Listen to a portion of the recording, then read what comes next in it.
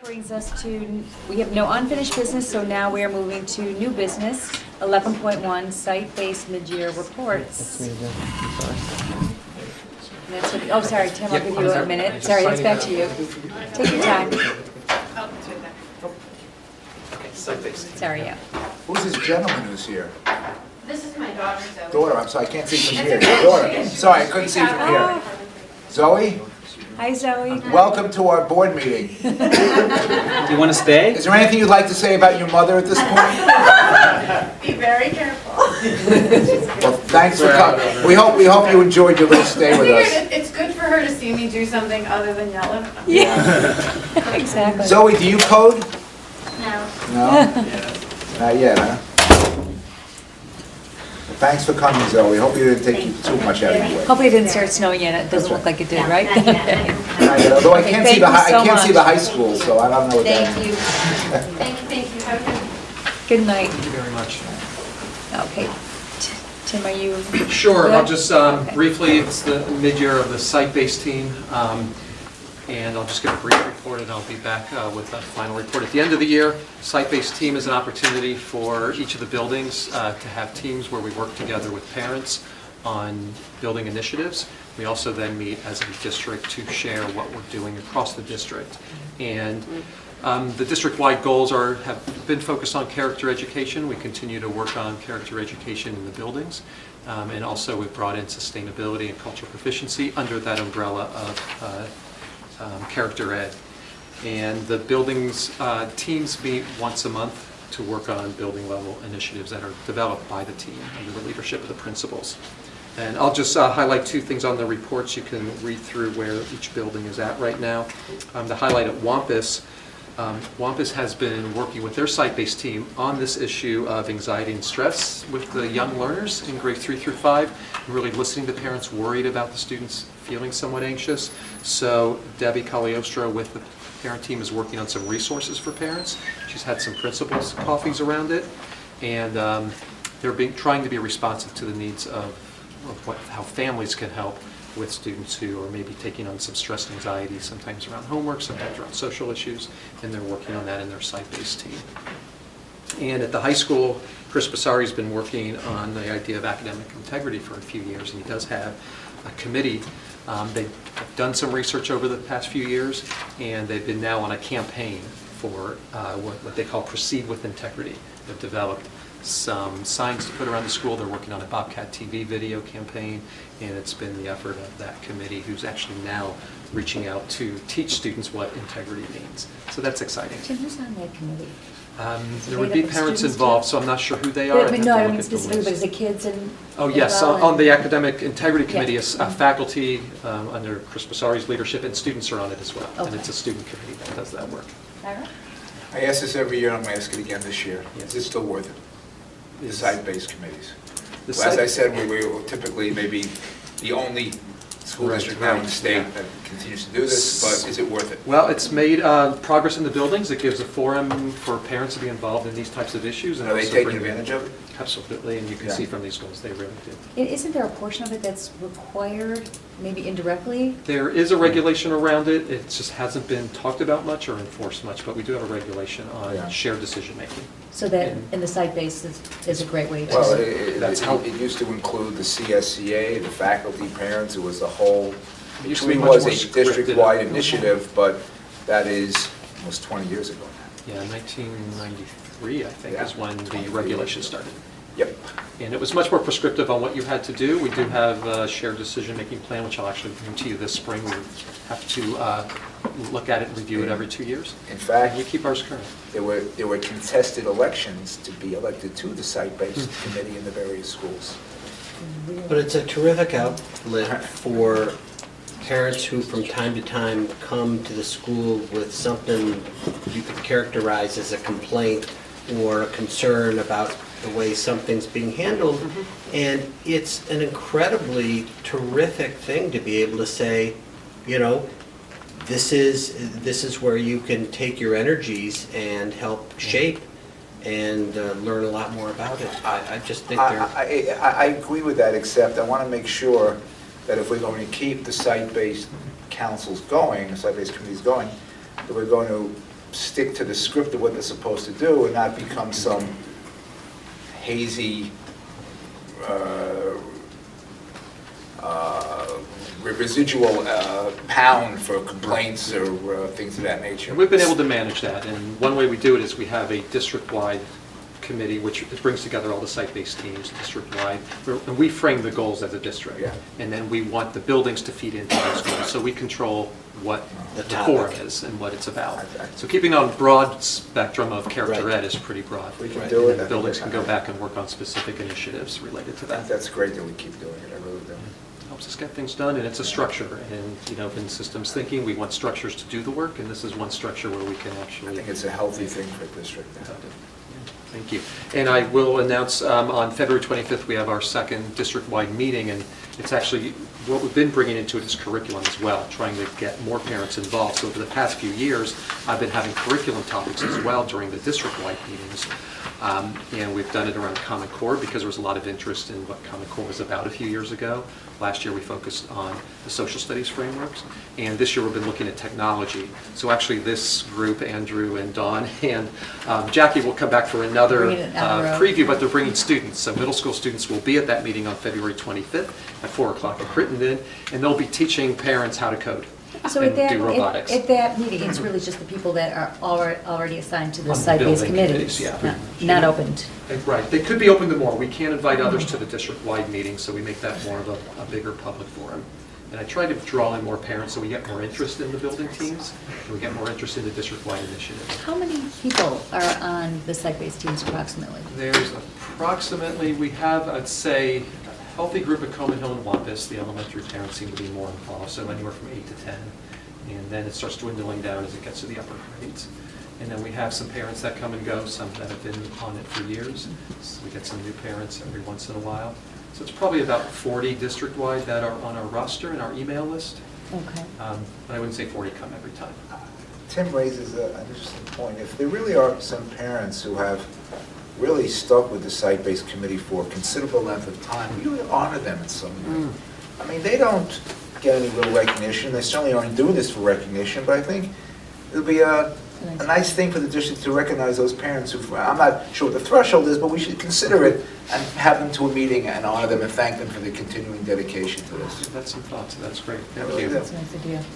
And by having the curriculum discussions, I'm hoping to get more parents interested. We had a big showing when I did math, of course. That's what we always get. I just put math on the title and I get a lot of parents. A lot came to that one when we did an overview of Common Core math.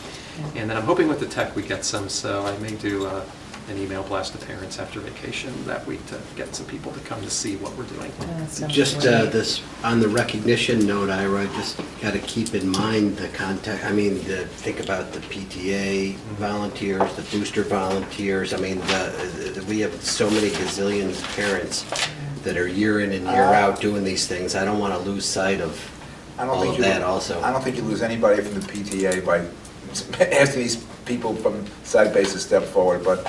No, If some I'm people not. think, I think it's a good idea to think about, that's Yep. all. You think about it and see if it fits into our curriculum conversations. Thank you. Thank you. And that brings us to the new item that we added, 11.2, which is the draft. And it is going to be a first read. So can I have a motion to adopt as a first read the draft of the 2016-2017 district calendar? So moved. And second, okay. Turn it over to Jen. I'm going to let Jen talk about it in detail. I do want to just first address the community, though, because we've been getting a lot of calls, and it's very frustrating to have to tell people we don't have a calendar, we don't know when we're going to have a calendar, I'm sorry, no, I can't predict anything. We're pretty much at the mercy of the state. The key dates that the state gives us are the elementary and middle school ELA and math tests. And then very critical are the high school Regents exams, because the last day of school is the so-called Regents Rating Day, which is a day when no Regents exams are given, and it's supposedly the last chance for teachers to do their grades and get them all in and turn them in. In New York, you cannot go to school past Regents Rating Day. So you can't really plan your calendar until the last day of the year is in, because you don't know when the first day of the year can be. You don't know when all your vacations are going to work out. So it came in on Friday. Jen had several drafts ready for whenever the rating day would be, and so we're happy to be able to put it out tonight. Bill, thank you. There are a lot of parameters, believe it or not, in this short calendar. Whether they are region states, whether they are rating days, which are last days of school, number of days of student attendance. We, of course, have to conform to our own contractual obligations to a number of teacher days and building in snow days and doing all of those provisions. It's not really such a difficult matrix, but once you figure out what dates the states give you, it's very easy to fill that in. So after having done all of that, the next... Plus our traditional holidays, which Our traditional parents holidays. Right. value very highly. So can you talk a little bit about what's going to happen with this calendar after tonight for the public? Yep. And Our tradition has been to do 2 reads. That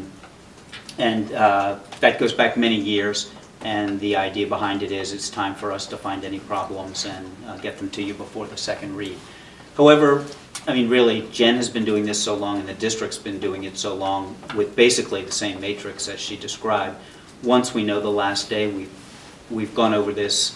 Jen's gone over it a dozen times. I've gone over it with her twice. We feel really confident that if you're comfortable, we can recommend approving this tonight on the first read, and then I could get it out to the community tomorrow, as opposed to waiting another 2 weeks. So you wouldn't get it out to them as a draft with a caveat? Well, I guess it depends on I think how it's the just conversation dangerous to put goes, out a too. draft. We've never put out a draft before. Yeah. Yeah. Well, let's see People how start it goes making, when like, we... flight reservations Well, let's and see things. how it goes tonight, let's see what the board has to say about it. Yeah. so we also look at other calendars. We'll look at, in creating this, we'll look at a BOCES calendar, and we'll look at some local district calendars of what they project, because we also like to keep some days aligned with what some of our neighboring schools are doing. So we have that collaborative piece also. What we're at the mercy of sometimes in calendars is holidays, legal holidays and religious holidays. So in anticipation of this calendar coming out, and without divulging too much information, it's a tight frame between the time that students can come to school and that third week of June when school is going to end. However, because of the way holidays landed, and legal holidays and religious holidays, there are actually 6 long weekends that happen to fall in this schedule, in addition to the December break, the February break, and the April break, which is really nice for families, and it's also really cohesive for instruction. So while you might see some groups of days and long weekends, understand that we're not breaking the continuity of the week when the kids come back to school. So you're talking really about October, because October was one of the months that was unusual. October is And March. unusual. March? March is just a superintendent conference day that's built into that calendar for giving it a long weekend also. But we're, it's nice for families who are considering family time, who are considering actually enjoying their holidays together for family travel. It's going to visit colleges. I mean, it really, from a family perspective, I think the calendar really works in a short time frame. Well, you got that superintendent conference day wedged in between Columbus Day and Yom Kippur nicely. It's a very clean calendar. Gone are the 2-week New Year, Christmas, New Year holiday,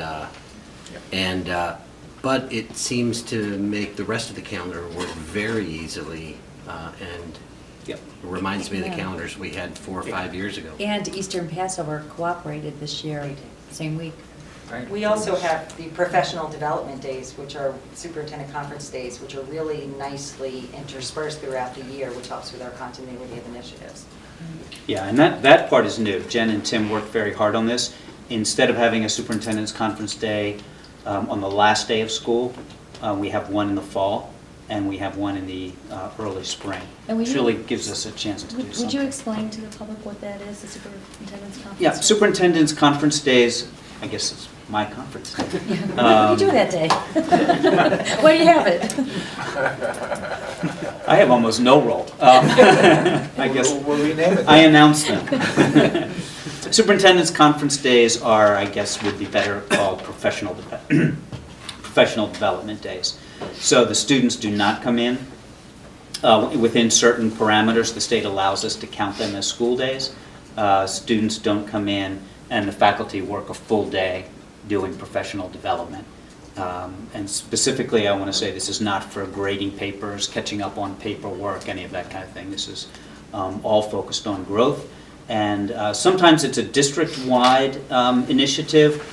More often, it is decisions made by teams, departments, grade levels, and buildings about the work that needs to be done. Common Core curriculum would be a good example, updating that. Should also point out two key things. This calendar protects our traditional February break, which is important to a lot of parents, and we would come back after Labor Day. This is about as late a year as we could do it and come back after Labor So Day. that was my question. So the Yeah. start date is the 6th, then, is that what that's? For students, Right, yes. for students. Yeah. I didn't know if I could divulge that, that was big. Yeah, I think. Yeah, that's. I think by the time this is on TV. It hasn't been approved yet. That's Yeah, that was good no news. fun, the pre-Labor Day Oh. start. It could be foiled It anyway. couldn't be so. avoided. Now, and this calendar, presumably, if you put one more vacation day in, you said, I'm going to put one more day on winter break, would that violate state policy? We do have days built into the calendar as a provision for additional snow days. For snow, Yes. for snow. Yeah. But But otherwise, we you're don't really like to up use against those. the edge. I would like to know whether we can add more school days to the calendar. You want to start before Yeah. Labor Day? I'm serious, I'd like to know whether we can add more school days, We're in 180. the summer again. They're On the thinking opposite about end. coming through summer? It's on the opposite side of the I time. understand we There are on could be a opposite huge sides air of this, conditioning bond. but I'm asking because we ask a lot of our students over the course of a year, and I'm wondering whether one or two more school days of learning may lessen the burden on them. Or increase the workload for them, I'm not sure. I'm not so Yeah, sure. I know.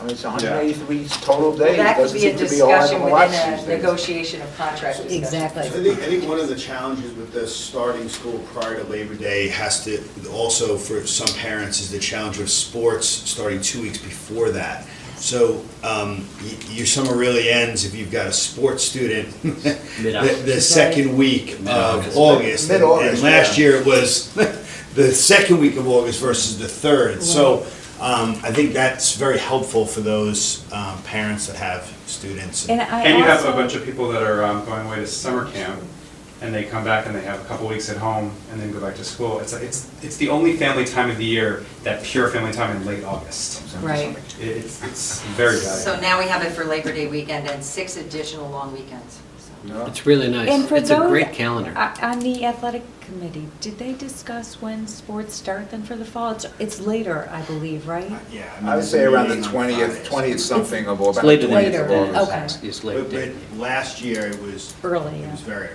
Yeah. Last year was a strange Well, calendar. yeah. This, yeah. this one seems Feels more great.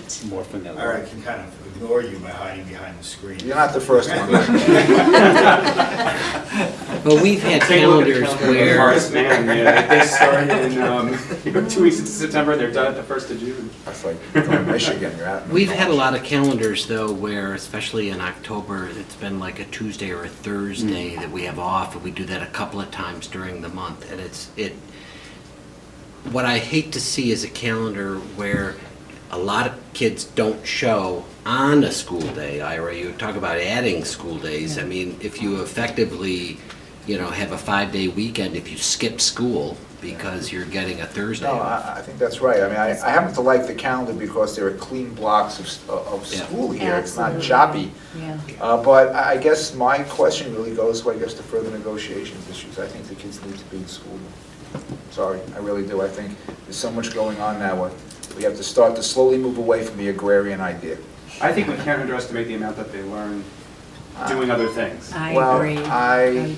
that's an issue for another time, I guess. Seems more a philosophical It discussion. does. Yes. I don't think we're It's an going to interesting solve issue. it It's an tonight. interesting It is- issue. Unless we're proposing changing October. You see, we don't 11th. always agree on everything, no matter what you may think out there. So, Can we call the question on this calendar? absolutely, I was going to say, is there anything else or any other Oh, you want questions to or move problems? this to a formal approval as opposed to holding it over? If we can. I recommend it. And, unless there's something that's Well, really outstanding. I have the or- motion out here to approve this as a first read. I'm going to withdraw that motion and make a motion that we approve this as a final calendar. Okay, and then, do we have a second? Second.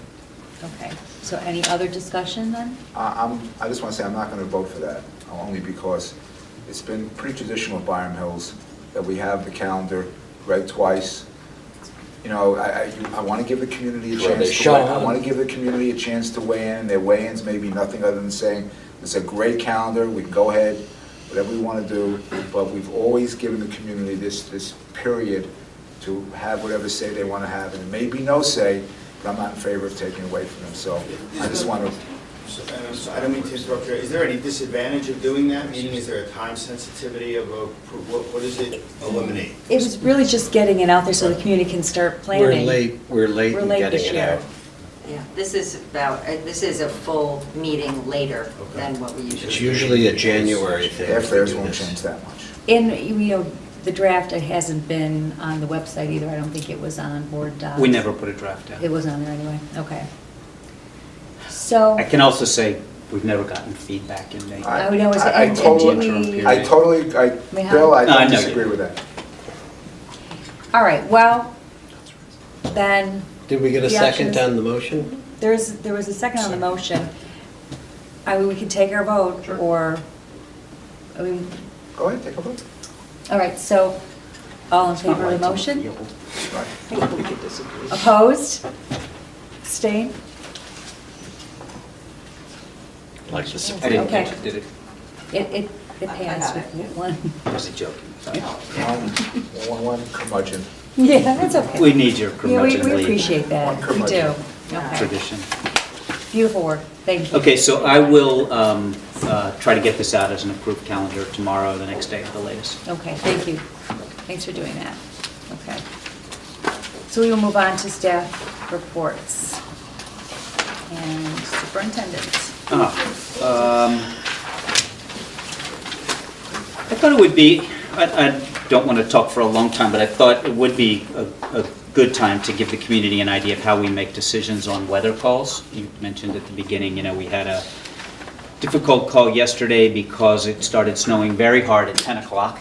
And yeah, I look out my kitchen window and I say, do I want another cup of coffee or should I just go to work? That's how it's done? That's how it's done. I think some people think that's how it's done.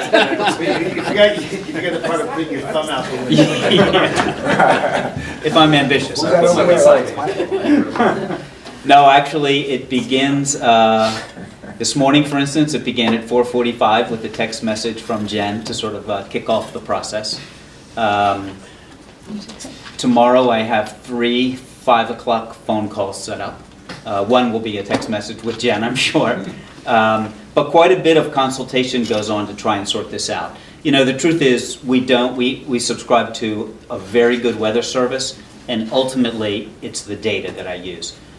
These are the same weather services that professional sports teams use, Delta Airlines uses at JFK, and they can predict in a fairly narrow geographic area what the weather will be like from hour to hour. So, you know, at this point, they're predicting that starting at 8 o'clock, they're an hour late.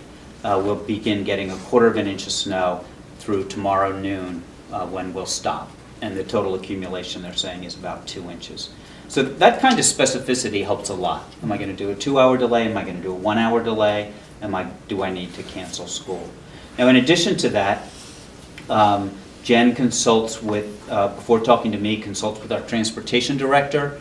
And normally, either the transportation director or one of our transportation department drivers is out checking roads, you know, particularly the side roads in this area, because they can vary pretty greatly, particularly in that hilly northeast area down to Main Street in town. It can be quite different. We will consult with the town's transportation department, although frequently we actually have to make this decision before they're even on the road. So that's an added complication. And then ultimately, I talked to the other superintendents in the area. To talk to the Bedford interim? I did not, actually. But I talked to all of the districts in our area and a little bit further south. And then finally make a decision, and by 6 o'clock have to get that announcement out to the community. So I do want people to know it's very considered. Ultimately, the decision is not about how many snow days are left, or as some people are saying to me this year, we've got plenty, why don't you give the kids a day? It's not like that. It's about really whether we can do it or not. The most important factor is student safety, and my primary consideration is actually not whether you can get out of your driveway or whether it's safe for you to drive your Prius or your Lexus SUV. It's whether the buses can drive safely. So my announcement is not a recommendation that you do or don't drive. That's really your decision. Go out, look at your driveway. Was it cleared?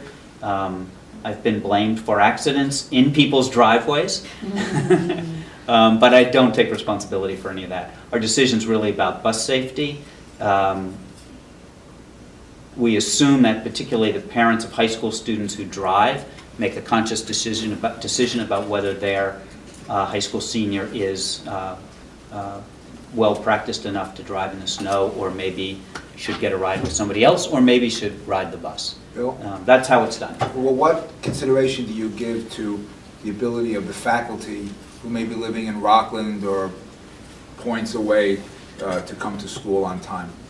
Normally, that's not a very strong consideration. The exception would be when a storm hits very strong. For most storms, 287 is actually the line. Yeah, it is. So I don't need to worry too much. Mayapac's going to be a couple of more inches than here maybe, but it's not a strong factor. When a storm hits very strong north of here and very light here, that would be the exception, because there's some question whether the bus drivers would even get it. But I do want to say, normally our weather pattern and that for north of us is close to the same, and that's not a primary consideration. Teachers won't be happy to hear that. I'll probably get some email tomorrow. That means they're watching. They're watching. And your decision yesterday to not do the early dismissal, I thought was spot on, because it would have been dangerous. And that was a good example of using the data. I was getting a lot of calls at 10 a.m. because the snow was falling much harder than anyone had forecast. But the data on our screens was very clear, that in an hour the snow would lighten up, and by the end of the school day it would actually be quite light, and that the temperatures would be high enough. So the roads were clear. It was, I'm really a clear sorry. decision. I'm really sorry you're speaking to the community like this, Bill, because I got a lot of mileage during my years as board president, convincing my daughter it was my decision. Well, after all this, I call Ira. Open and close door. Really, you just ruined it. So there's a lot of people. I don't think she's watching, Ira. A lot. Yeah, probably Not right. anymore. A lot of people involved in that decision, and Well, I thought we'll it try was- to do our best. I thought it was funny, at Coleman Hill, a child, we came to watch a room, go into a room, observe a room, and she asked Bill, "What do you do?" He goes, "I'm the one that calls about the snow days." I think that's how That's most your people claim to know fame, me. right? Yep. Thanks. Very good, thank you. And that moves us on to Assistant Superintendent for Curriculum and Instruction. Back to Tim. Okay. So I just wanted to give a brief update on the K-5 math program. It was a question that was asked and came up at the Education Forum a few weeks ago, sponsored by the Board of Ed and by the PTSA. So I just wanted to explain to you where we are in our K-5 math program. We had adopted a new program in 2006 after a K-5 committee met, and that's a committee of teachers, the principals. I was the math director of mathematics at the time, and sat on that committee. That came after, in 2005, when the standards had changed. The math standards had changed, one of the iterations of the math standards. So we've had this program that we adopted in 2006 since then, and then when Common Core came out in 2011, we wanted to try to keep the same math program. We were really happy with it. What we had to end up doing after that first year is we were cutting and pasting units, because the Common Core curriculum changed so much from the 2005 standards. Our program was not aligned well. And so we were taking units out of third grade and moving it to fifth, and taking fourth grade units and moving it down to second grade. And the Wampus teachers really found it disorienting and not making sense to them, and the curriculum wasn't flowing well. Also, it wasn't written for Common Core depth. So we were finding we had to supplement it a lot. So at the time, we made the decision, we needed an interim. We needed something until we could convene a math study group K-5 to really give careful consideration of a new program. We don't make that decision lightly. So we decided to use the modules, the New York State math modules that were created for the Common Core specifically, for just WAMPUS. K2 did not have as many changes curricularly, so it was not as confusing of a curriculum. It still flowed pretty well. And then we were having articulation meetings between Coman Hill and WAMPUS, so we ensured that there was a smooth transition between second grade and third grade.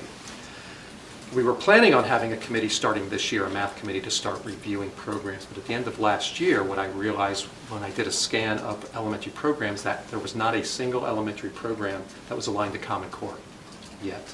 It takes several years for textbook publishers to catch up with new standards because they have to field test all of their materials. So when I did that, I thought, why are we going to meet? We're not going to have anything really aligned. There were a lot of programs that were rewriting and that would be ready for next year, so we wanted to wait. So I actually do have a committee together. I have the teachers ready to go. And in the spring, we will start meeting to determine the evaluation criteria. We'll start reviewing what's out there, and then we'll start a formal study in the fall of next year.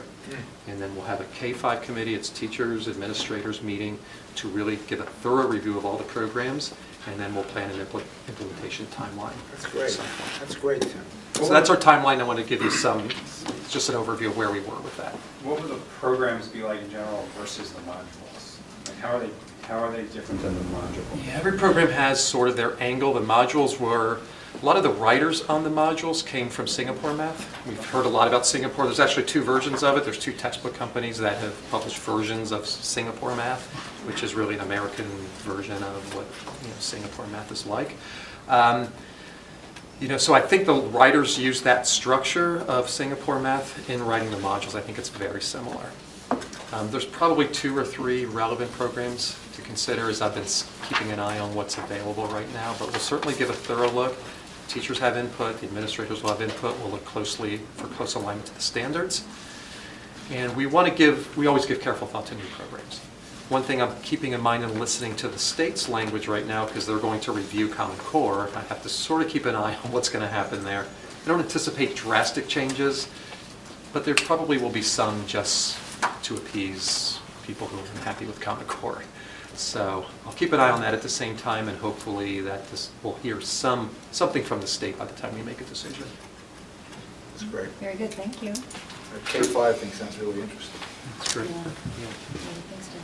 Greg, sorry, I didn't mean to skip Well, that's over you. that's all right. I have a real brief PowerPoint. It's an overview of the fiscal stress monitoring system. It's what the state controller came out with in 2013.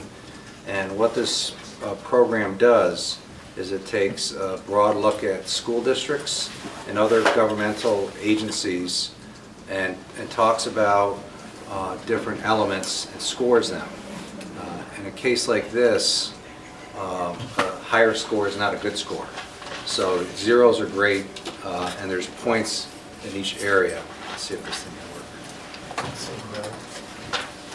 Can I get that to work? No, it's not. It might be on PowerPoint.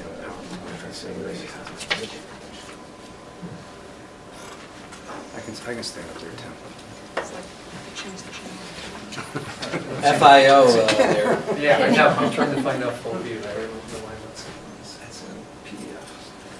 So I think we're like a software. This is PowerPoint. Oh, so if you just go to How quick. start. I saw a couple of classrooms decorated with CDs on the wall. Yeah.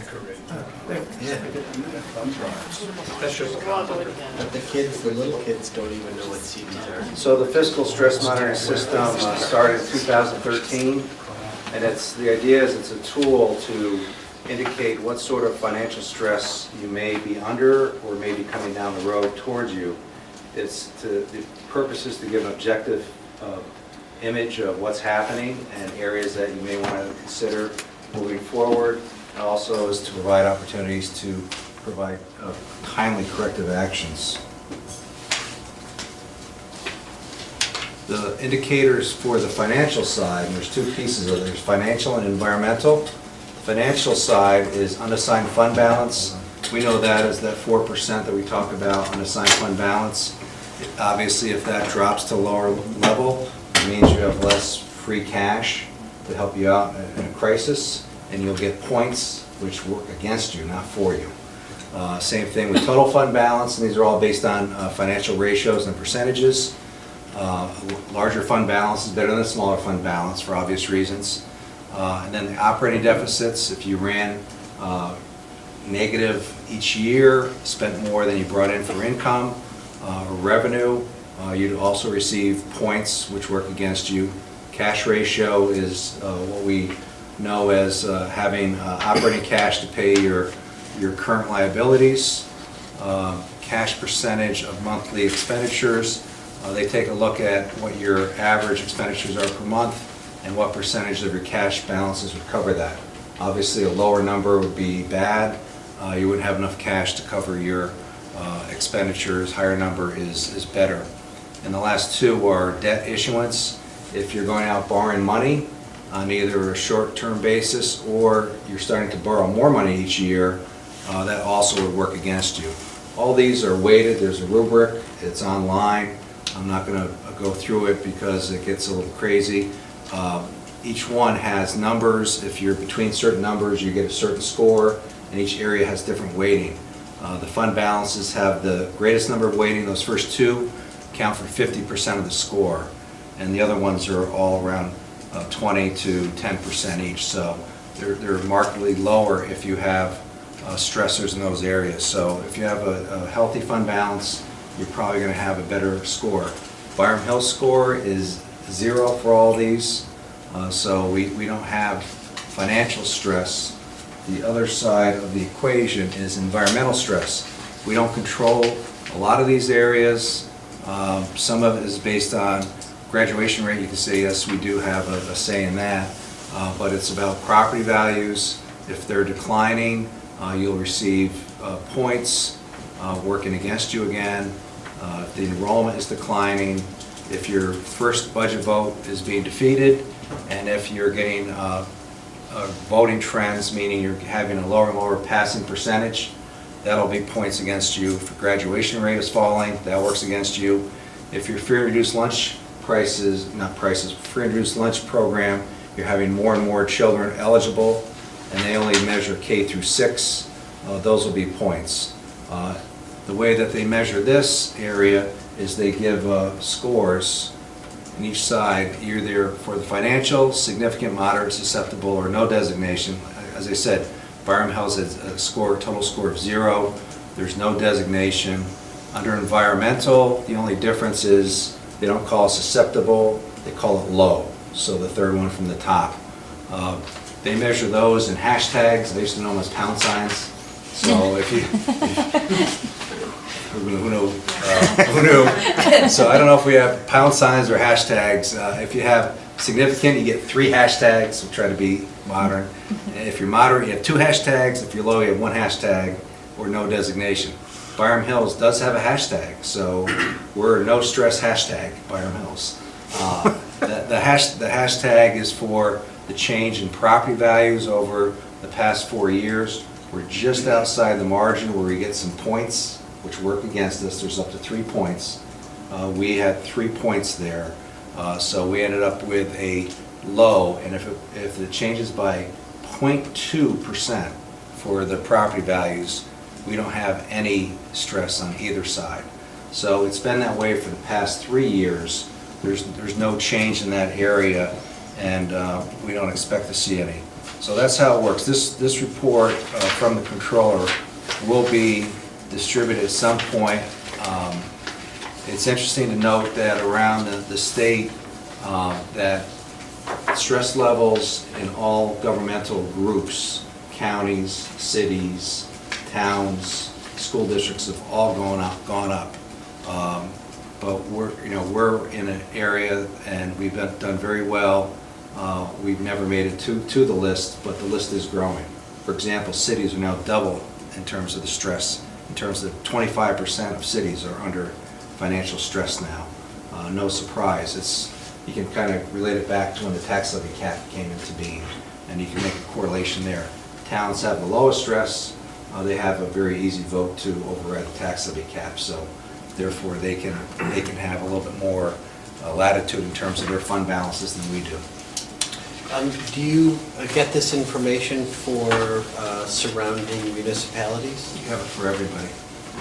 All counties, cities, towns, villages, school districts. Is that something that you could easily circulate to us, or? It is massive. It is massive. So is it online? It's online, but I don't know if it's.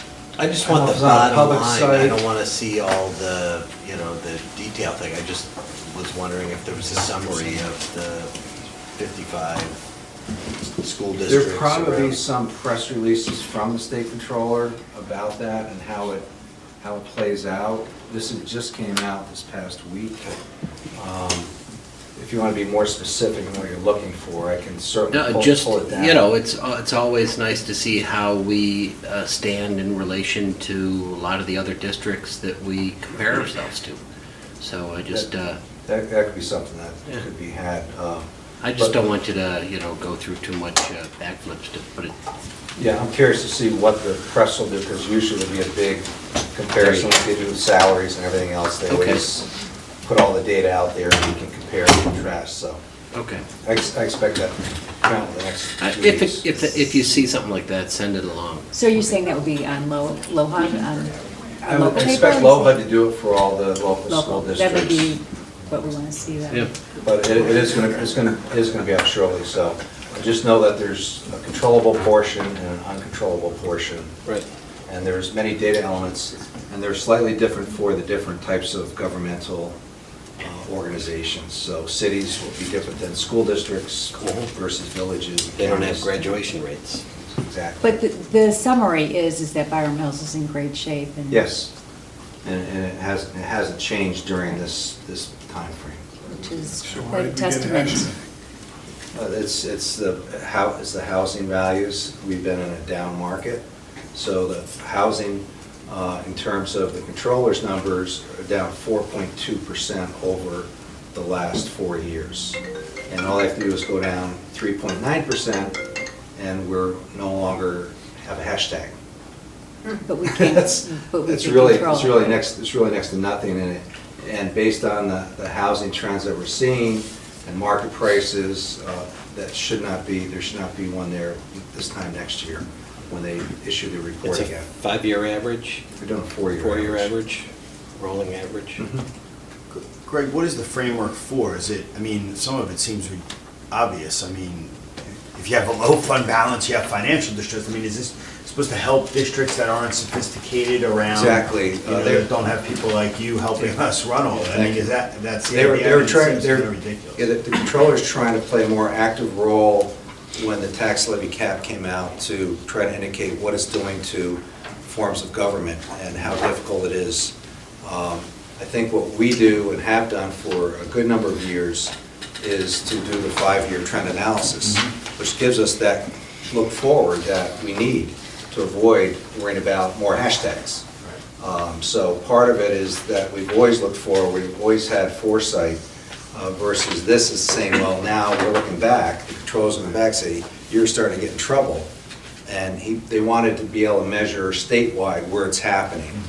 And it's really happening in order. It's Long Island, it's Capital Region, and Hudson region, us. Those are the top 3. Ironically, there's almost no fiscal stress in the Finger Lakes region. I don't know why that is, but maybe it's the wine or something. I don't know, but they don't have it. So part of it is to be objective and measure everybody by the same measuring stick for schools to say, this is what we're looking at. Is it a basis then for some type of for state funding as well, or it's more of a tool that each district can use for, I'm trying to understand what's the end result of it other than What's saying It could be used to work with your legislature to say, this is what's happening, we have no way of making up this revenue with either, upstate it's usually state aid, downstate it's tax levy. So I think you can make your argument either side if your position is weaker. We know about the GEA and all those pieces we've talked about and continue to talk about. So for Long Island, it's really, for them, it's the gap elimination. That's really hurting them, coupled with not enough state aid and the tax levy cap. So they have like all three pieces hurting them. So. Thank you. So by us having this good report, it is kind of an argument saying that the tax levy doesn't hurt us, the cap. I mean, it's great that we have this, but then it kind of Yeah, contradicts what but, we you know, really always want to happen. look forward and say what could happen if it stays at these very low rates in terms of ability to raise more taxes. Is there a factor in there anywhere on diminution of reserves? I didn't see that. There was, Yeah, it's really, you can it's really maintain your 4%. It's really that 4% fund balance, and it's overall fund balance. So let's look at our fund balance. We have reserve fund balance and unreserved, just put in two buckets. Yeah. They're looking at the unreserved in the first line. The second line, they're looking at all together. Total. So if you start spending your reserves down, that'll indicate, based on the percentages that they use, that you could be weakening your financial position, even though they're there for that purpose. So it can be somewhat misleading too, depending on what happens. So it's interesting. I found it, looking into it, it had more pieces than I thought it did. At first, oh, here's another measure that's not going to help, but it gives you food for thought in terms of how the state controller is looking at it in terms of these data elements. And they really haven't changed it, so it's been consistent over the past 3 years. This is Bob. Books presents Thank you, Greg. Anybody else have any other questions? Thank you. Okay. And then, This book is copyrighted 2004 by the University. we need to get one of the sixth graders in to fix that. FIO. Jen, your report was the calendar, right? Okay, all right. Thank you, everybody. Okay, and we'll move on to board reports, and I just want to highlight something that was in the board packet for us, just to congratulate Bobcat TV.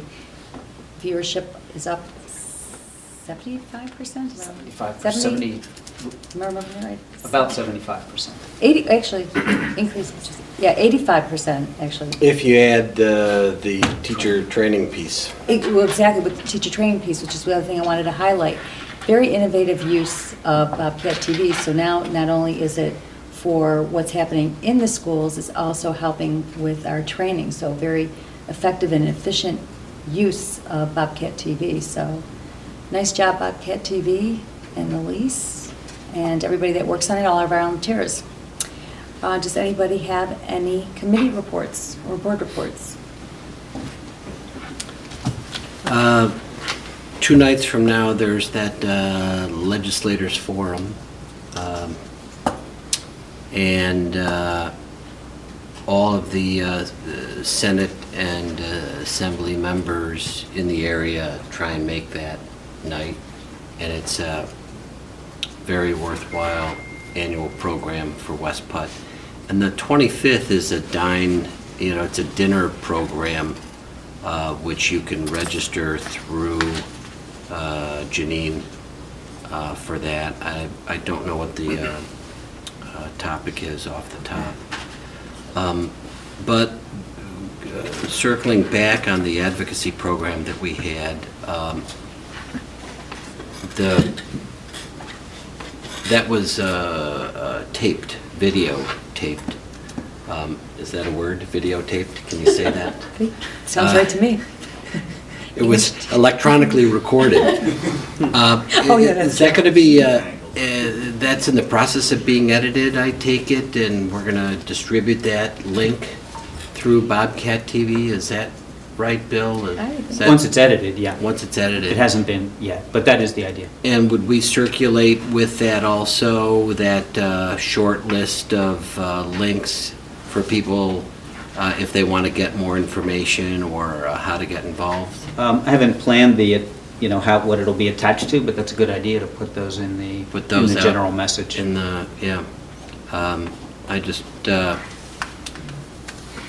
want to keep the momentum on that going, and soon enough, the legislature's going to be voting on the governor's budget. So to the extent people want to write in and follow one of the links that we send them and send a letter, or voter voice letter, something like that, it would be great to get that out. That's my only report.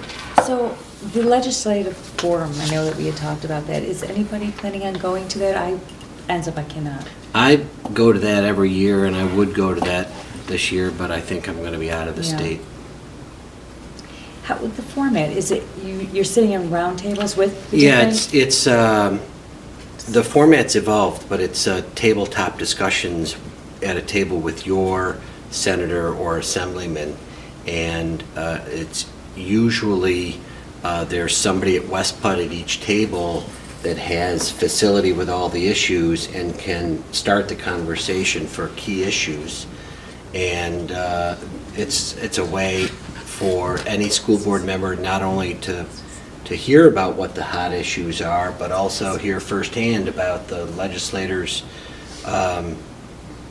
response. So And would it be different, you know, when we went to their offices, we went to Buckwald's office in Mount Kisco and... It's meeting with different, them? it's different in that each table will report on a really unique thing, and you'll see different legislators have different takes on things, and you really get to see your legislators' reaction and feedback in the bigger context. And you also do get to meet some of the other legislators here. And There's some- other school boards and stuff. too. Yeah, It sounds and you worthwhile. get to exactly collaborate with other school board members and test your own thoughts about something. That sounds good. It's worthwhile. All right. Thank you. Anybody else? Okay, brings us to topics for future agendas, requests for information. Does anybody have anything? There's something I want to throw out. I was actually talking to Greg about this earlier when we were doing our agenda planning meeting. Would it be possible at some point, if everyone feels that it's worthwhile, if it's easy to plan it, for the board to do a tour of the transportation facility? We haven't seen it in years. I mean, not... It's kind of a especially construction not site right now, construction. It's a little empty right now. Yeah, yeah. But- So Yeah, when it makes sense. in construction. Yeah, when it makes sense, maybe after the construction. Right, they're starting to actually rebuild it now. It's been totally gut renovated. Mhm. Plumbing work's been roughed in, the electrical is roughed in right now, so HVAC is starting. So- I'll have to let you know when it's a better time. I think when you start to see some structure maybe Yeah. Okay. inside, right now it just looks like it's... So then maybe we're not Walk-through talking walls. this year then, but it's been a long time since we Might be got better to see when it. it's closer to being done. Unless you Okay. just want to wear a hard hat, that's... No, not if we can't really see anything, it doesn't really make any Some sense. pictures. Yeah, okay. That was all I had. Anybody else have anything It'll else? be relatively soon. The project is moving nicely. Okay, all right, we can let us know. And if everyone else agrees, that would be something to schedule. Okay.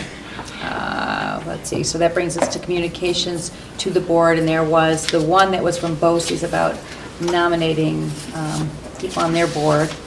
There was another one that I had circulated to everybody from Senator Latimer a while ago about advocacy efforts. Does anybody else have other communications?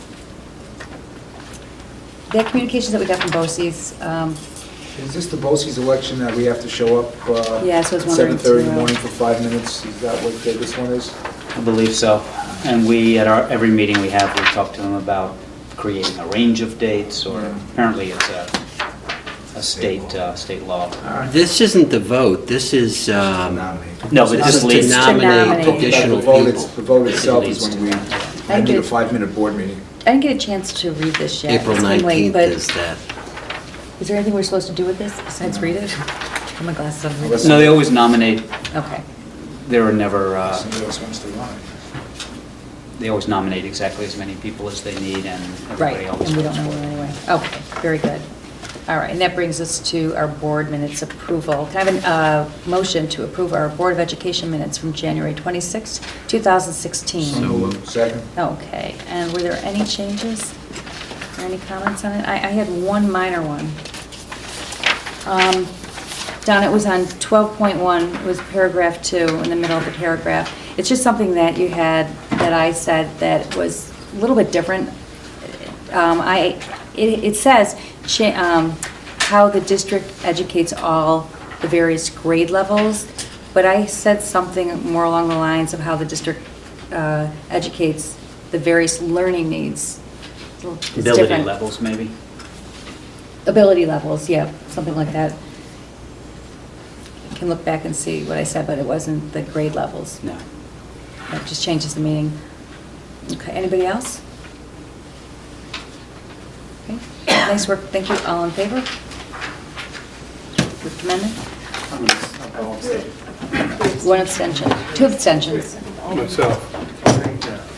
3 abstentions. Oh, that's right, we had a Yeah. small crowd We last had time. the minimum number at the last Right. meeting. Okay, you had 4 then. Okay. Sorry, Okay. a little late. Okay. All right, and then can I have, we don't have to move into executive session, we already did that. The board met in executive session, as I said beforehand, Move to adjourn? to discuss, yep, one second, we went to executive session first to discuss the 3 matters, which I already talked about. Motion to adjourn, and a second? Second. All in favor? Thank you, everybody, thank you for watching, good night.